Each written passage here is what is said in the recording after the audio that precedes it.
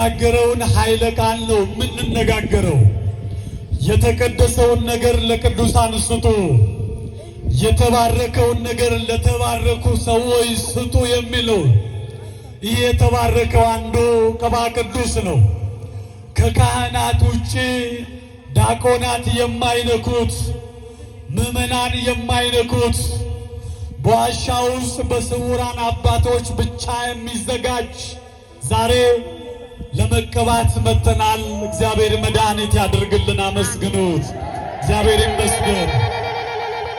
ለዚህ ነው ወዳጁ ሙሴ የእግዚአብሔርን ትእዛዝ ከተቀበለ በኋላ ለወንድሙ ለአሮን በክህነት ምሳሌ የተቀደሰውን ነገር ለቅዱሳን አውሎታል። እግዚአብሔር መልካም ነው። ቅዱሳንን ለቅዱሳን እንደምለው ቅዱሳንን በቅዱሳን ያስጠብቃል እግዚአብሔር።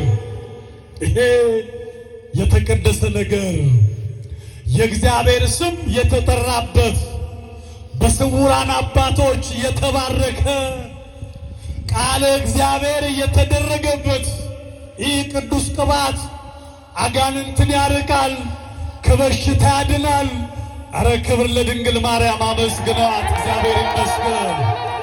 የሚገቡ ሰዎችን እዛ አካባቢ አስገቧቸው። አንዳንድ ደፋር ከጀርባ እየዞረ ስለተቸገርን ነው። እዛው አካባቢ እየገቡ ቁጭ በሉ ፊት ለፊት ላይ።